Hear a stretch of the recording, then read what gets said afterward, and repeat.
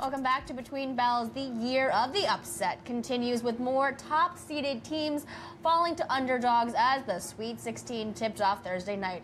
Favorites Kentucky, Gonzaga, and Nevada all sent packing, and who knows what might happen tonight. Joining us now to break down last night's game and to look ahead to another weekend of madness is James Yoder, CEO and founder of Chat Sports. James, hello.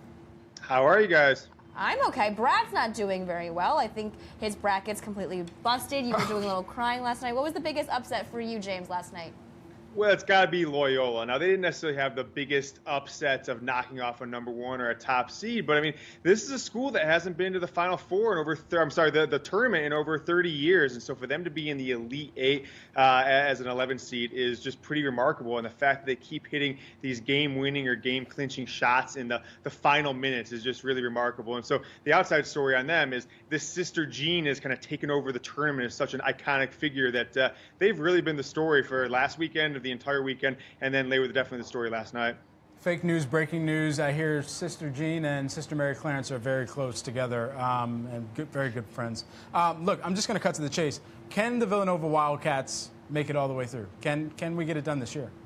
Well, I mean, if you're looking at the tournament as a whole, Villanova has been the most impressive team. Now, Michigan was probably equally as impressive last night, but they needed a game winner, last weekend to even be in the tournament still. So Villanova's been the strongest team. If you're going to put odds on who's the favorite, they're the favorite. You've got Kansas as a 1 seed still in it, Duke as a 2 seed in it right now, and so those teams better be on upset alert with what we've seen. But if I'm putting my kind of stack ranking as a favorite, it's Villanova as number 1. I think I've got Duke 2, and then probably Michigan is number 3 of all the teams that are left in it right now. Making me feel a lot better, James. Yes, and J.D. Durkin, if he were to hear you now, would also be jumping for joy. He's a big Nova fan. People thought Kentucky had a clear path, though, to the Final Four. So what happened with Kentucky?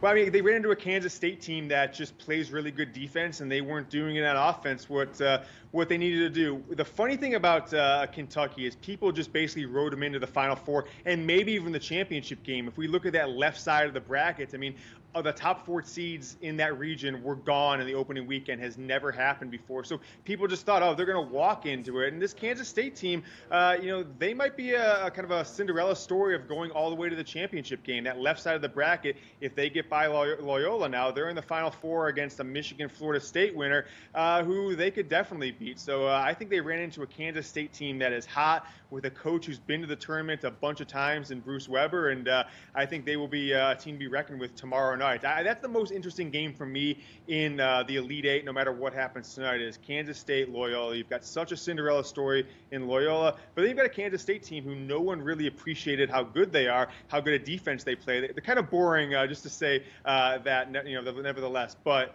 that's what really happened to Kentucky. They ran into a hot team at the wrong time and just didn't have enough on offense. All right. Net, James, has this been the year of the biggest upsets? I mean, have we seen the most upsets in a tournament this year of any?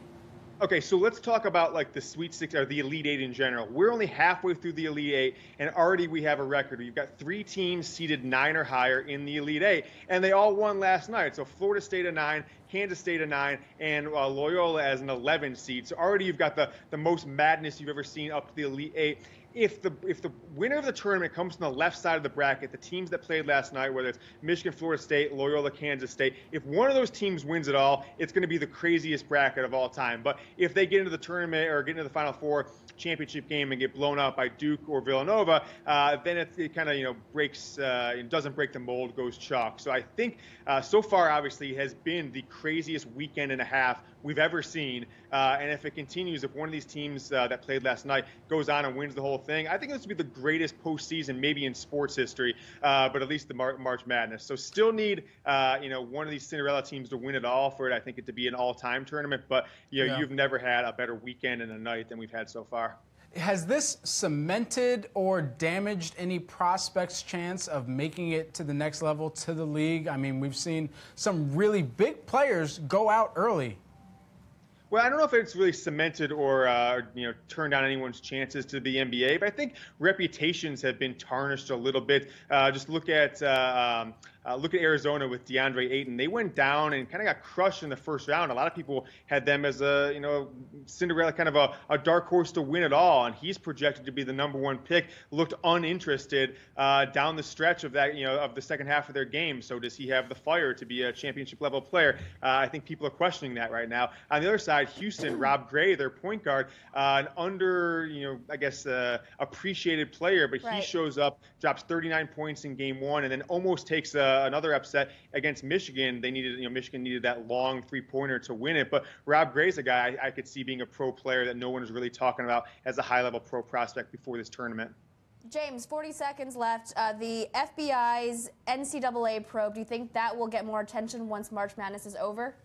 I guess it really depends on what the outcome of this March Madness is. There's a couple teams in this tournament that I think if they go on and make the championship game or win it all, like a Kansas State or Michigan, could kind of reinvigorate people's faith in the sport of college basketball, right? That's been tarnished with schools like Kansas and some others, Michigan State being under this investigation. But if a school like Duke, who was mentioned in that FBI probe, if they win it all, I think people are going to come back and say, oh, Duke, paying players, Kansas, under the microscope of paying players or having agents pay players, we need to look into this more. So it'll definitely get more attention, but I think the level of attention it gets will be kind of depend on who wins it all, a team that's not named or a team that is named.